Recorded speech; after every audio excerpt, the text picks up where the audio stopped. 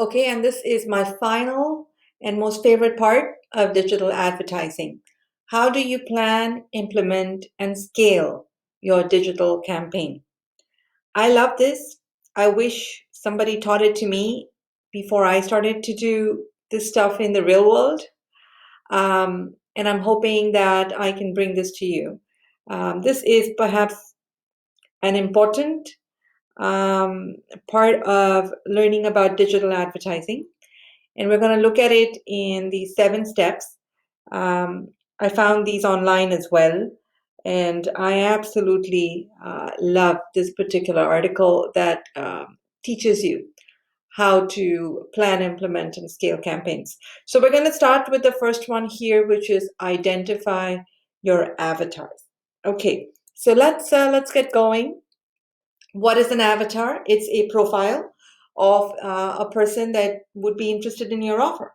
Okay, so that's kind of like a slice of your target audience, right? Who are the folks who'd be interested in my offer? So come up with 2 to 4 avatars, and then plug them into the first row of your grid. Now, your grid's going to look a little bit like that. So let's say for us, our brand is Tazo Tea, and we have to come up with 3 avatars, 3 potential kinds of people who would be interested in our products.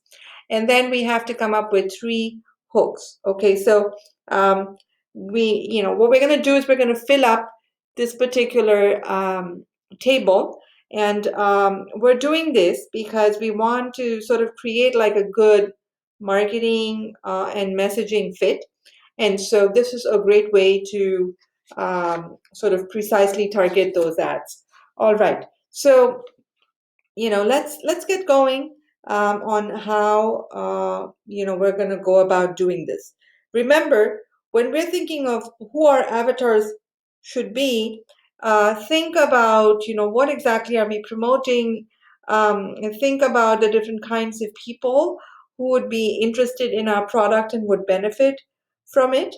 Okay, and each of those would be the avatars for our campaign, and they will go into this 1, 2, and 3 blocks that you see up there. Okay, so that's number 1. Number 2, we need to identify the hooks. That is the section that you see here with 1, 2, and 3. Okay, so let's then identify the hooks. Okay, so some of these ideas, I mean, there are many more that you can come up with, but let's say, how would someone feel after your product? Okay, that's the before after. So how was their life before the product, and how was their life after the product? Will they be feeling happier, smarter, more successful? Again, depending on what your brand is, right? Does it change their day in any way? Does it elevate them, in any way, in status, in mood, whatever it is? Are there testimonials out there? Those, think about things that would create excitement about that product. Okay. So let me then show you now what this particular grid would look like. So I filled in the avatars.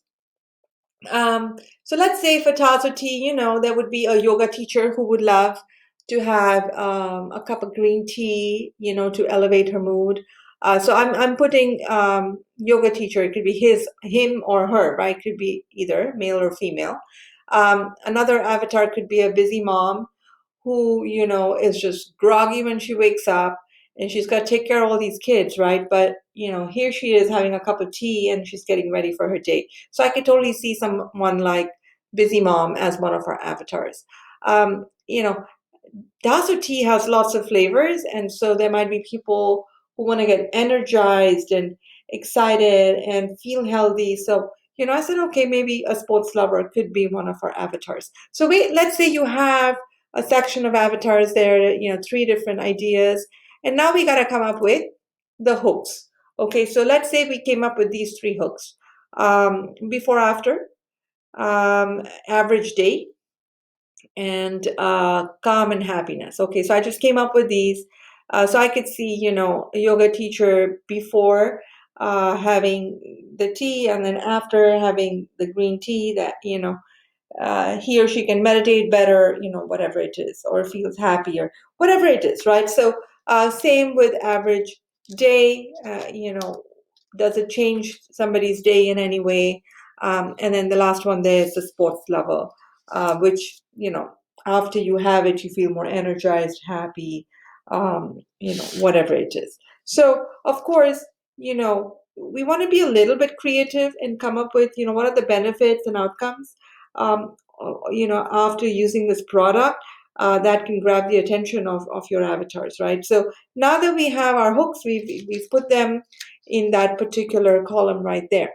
Okay, so next thing you do is you create your ad copy. Okay, so now you need to, for each of those cells that you saw there, you need to come up with a way to write the ad. Okay, so for each of those cells in that spreadsheet, each targeting one hook and one avatar. Okay, so some people write it themselves, right? Some people go to a copywriter, depending on what your job is at the agency. You would need to make that decision.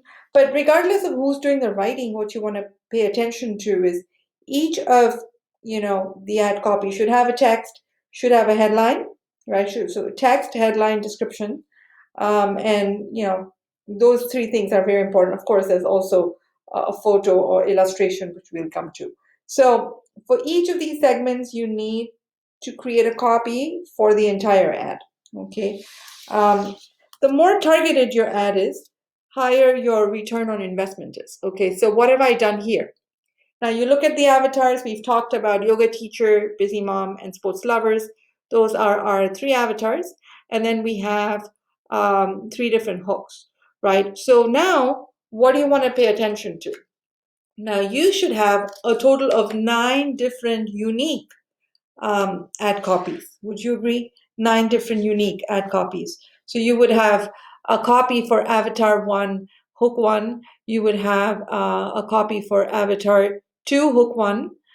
You would have a copy for Avatar 3, Hook 1, and so on and so forth, right? So you're creating 9 different unique ad copies to hit a specific segment. All right. So I hope everybody's clear on what this kind of looks like. When you create it, I know it's a lot of work right now, but when you create a grid like that, it really does clarify who are we targeting, which hook for which avatar are we targeting, and we take notes, we make notes as we move forward on that front. Okay, so once you do that, then you move on to the next step, right? And that is avatar research. So once your copy is written, you need to sort of now research a little bit about the avatars to identify the specific groups that you're going to use in your ads, right? In terms of targeting the ads online, on social media. So for each of these, what you want to do is research each avatar separately, right? And then find answers to some of these questions that you see here. What do they read at this point? What events do they attend? What other websites they frequent? Where do they live? What are their hobbies, right? Think about those things as you start to do this sort of avatar research. And, typically one just starts with Google, right?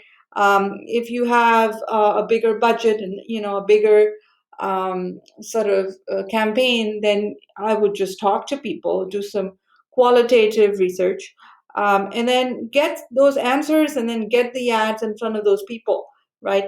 Perfectly targeted. People who need to see them, who you want to respond, will respond if you have targeted it perfectly. Okay. So this is, got to learn to do it right. So this particular research is once the campaign is ready, right? This is to execute that campaign online. That's why we do this particular avatar research. Okay, so that's step 4. And something you want to remember is this little known technique, and it's called no one else, but no one else would. Okay, so this really does help. Now think about this kind of clever.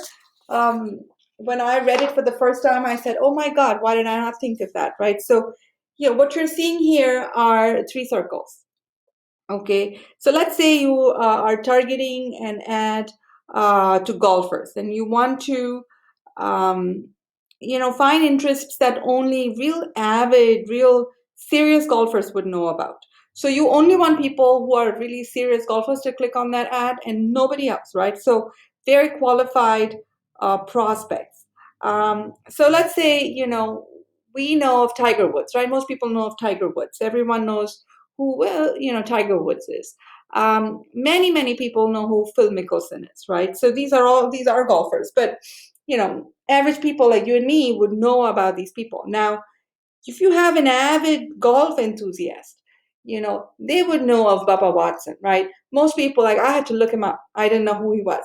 But if you are a golfer and a serious one, you would know about, Mr. Watson. So that's really what you're looking for in an avatar research, right? Interest that only diehard fans would know about. And so that's why you can get like the right eyeballs on that ad if that's what, that ad is all about. If that's what that brand is all about, that you're looking for a very specific audience, then you do that sort of interest targeting, right? Bubba Watson, and whoever is interested in Bubba Watson, will clearly see that ad because they'll click on it. And most people who have no idea who he is wouldn't really care, but that's perfect because you don't really want those guys anyway. Okay, so that is what you should try to remember, when it comes to interest targeting. Okay, step 5, you create your ad creatives, right? So this is like the graphical element, the visual element that you're going to use. So for each of those visual elements, you want to use one creative. Okay. Um, what should your creative look like? A good way to figure out what people, look for, what people expect is to do a Google search, right? So you go to Google search, and instead of all or news or videos, you're hitting images, right? So let's say you write golf tips and then see what are the different images that are showing up when you do that. And this is a great way for us to figure out, okay, this is the kind of photo I should have because when I type that, this is what's coming up. Now, this is great for ideation, right? It's a great way to, get started somewhere. So this is where you should start. And then, of course, you don't want to copy this stuff, right? There are lots of free stock photo sites like Unsplash and Pixabay and Pixel. And so, just find out what the right kind of photo should be, and then go on Unsplash and then find it. Okay, so use this kind of setup as an inspiration, and then obviously bring in images that have no copyright restriction, or design your own, but definitely include the imagery that you're seeing in this particular on this particular page based on the keywords that you're seeing up there. Make sure that whatever you come up with, that your brand unique feel kind of shows up as well. Okay, so that was that, and then let's move on to the second last step, step 6, which is set up the ads and compile the results. Okay, so at this point you have everything you need to get going with the ad campaign, and it's time to like set it up on social media. Okay, now you have obviously the ad grid that we talked about with Tazo T. So you've probably created something like that for your brand. When you do that, then you've numbered them, right? And so now you know which copy for what audience, right? So you've used the avatar for your targeting, you've used the copy and creative that you've built the ads on. You now have the interests of people. What are they interested in? So you have all this information, and you need all that information if you want to set up a social media campaign, let's say on Facebook. They allow you to figure out what's the size of your audience. They allow you to figure out which city you want to focus on, and who exactly do you want to focus on, and what their interests are. So you have all of that information that is required to set up a campaign, let's say on a place like Facebook. And the way to do this is to, just run it for a little while, see who's clicking on it, and then adjust and fine tune, right? And as you do that, you start to get, the right sort of response, the kind of response you're looking for. Um, so, of course, the best success metrics really kind of depend on the purpose of your campaign and the temperature that you may be targeting. Okay, it could be cost per click. So every time someone clicks on the ad, you get charged for it, right? Or it could be a cost for 1,000 impressions. So the ad would just show up in different places on that particular social media, and every time you have 1,000 of those impressions, then that's when you get charged, right? And then sometimes you only get charged if someone takes action, right? Not just clicks on the site, but like signs up, or you know donates, or shares their email address, or whatever it is, right? So that's how results are kind of put together, and success is sort of analyzed. um, there could be some other metric as well that reflects the success of that particular campaign. And what you want to do is, now you have this big grid, and on this grid, your ad grid, look at 7 days worth of data that's been collected, or 14 days or 21 days, right, or at the end of the campaign. And what you want to do is make a note of how each of those little grids did. Okay, each of the little cells of that grid did. So that is step 6. And the last step here is to scale. Okay. Once you have within that grid an understanding of what did well, you want to now spend some time figuring out what's working, what's not working, what should we eliminate, how should we fine tune, right? What is our winning avatar? What is working the best? Okay. What are our hooks that are working the best? Okay, so was it Avatar 1 hook 3? Was it Avatar 3 hook 2? What are the top 2? What are the top 3? And then kind of put your money on those, and just let the others go, because you want to get a good return on investment here. So that's what the last step is, and that's to scale, figure out what's working, and buy the platform ads that you think is the right platform for you to boost the visibility of the brand. And also, if you think a particular hook is doing well, then you can create ad sets based on that particular hook on that platform to that group, right? So that's kind of how you scale everything.